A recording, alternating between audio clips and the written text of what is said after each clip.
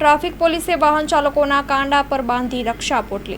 અમદાવાદ શહેર ટ્રાફિક પોલીસે સૌને અચરજમાં મૂકી દીધા. ટ્રાફિક પોલીસે હેલ્મેટ ન પહેરનાર ટુ વ્હીલર ચાલકોને પકડ્યા તો ખરા, પણ લોકો આશ્ચર્યમાં ત્યારે મુકાઈ ગયા જ્યારે પોલીસે દંડ વસૂલવાને બદલે હેલ્મેટ ન પહેરનારના કપાળ પર કુમકુમ તિલક કર્યું, હાથમાં રક્ષા પોટલી બાંધી અને ડ્રાય ફ્રૂટ ખવડાવ્યું.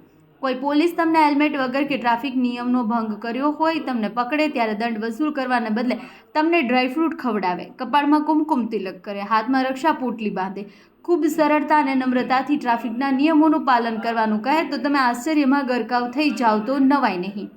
અમદાવાદના સાયન્સ સિટી રોડ પર ટ્રાફિક પોલીસ દ્વારા ખૂબ જ પ્રેરણાદાયી, અકલ્પનીય અને અદ્ભુત કાર્યક્રમોનો શુભારંભ કર્યો છે. વિશાળ મંડપમાં એક્સિડન્ટ થઈ ગયેલી કાર, રિક્ષા, ટુ વ્હીલર્સ જેવા વાહનો ડિસ્પ્લે કર્યા છે. હવે તો સમજી નહીં તો ઇવેન્ટની ખાસિયત એ છે કે એક્સિડન્ટ થઈ ગયેલા વાહનો, ડર લાગે તેમાં બિહામણા ફોટોના બેનર્સ અને વિવિધ પ્રકારની સ્ટેન્ડી પ્રદર્શનમાં મૂકી છે. આ ઉપરાંત ટ્રાફિક નિયમનનું પાલન કરવાની પ્રેરણા આપતી ડોક્યુમેન્ટરી ફિલ્મ પણ નાગરિકોને દર્શાવવામાં આવી રહી છે.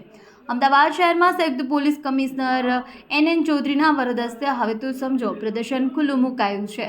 શુભારંભ પ્રસંગે ટ્રાફિક વિભાગના ઉચ્ચ પોલીસ અધિકારીઓ, સમાજના હિતૈષીઓ, સમર્પિત નાગરિકો, ગુજરાત રોડ સેફ્ટીના કમિશનર સતીશ પટેલ સહિતના વિશિષ્ટ મહાનુભાવો ઉપસ્થિત રહ્યા હતા. હવે તો સમજો નહીં તો રામ બોલો ભાઈ રામ ઇવેન્ટ ખૂબ જ આકર્ષણનું કેન્દ્ર બની છે. ડોક્યુમેન્ટરી ફિલ્મ, એક્સિડન્ટ થયેલા વાહનો, બિહામણા દ્રશ્યોના બેનર્સ, જુદા જુદા ગુનાઓ અંગેની સમજણ આપતા વાક્યો લખેલી સ્ટેન્ડી તથા બુકલેટ નાગરિકોને સુરક્ષા, સલામતી, સાવધાની અને સતર્કતાની પ્રેરણારૂપ બની રહ્યા છે.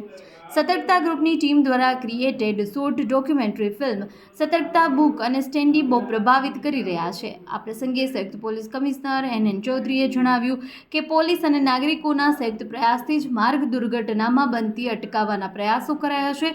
હવે તો સમજો નહીં તો ઇવેન્ટ ખૂબ જ પ્રેરણાદાયી બની રહેશે. નાગરિકો પણ ઇવેન્ટ નિહાળ્યા બાદ ટ્રાફિક નિયમોનું પાલન કરવા સ્વયં શિસ્ત અને સ્વયં માટે સંકલ્પબદ્ધ બની રહ્યા છે. અહેવાલમાં ન્યૂઝ ગાંધીનગર.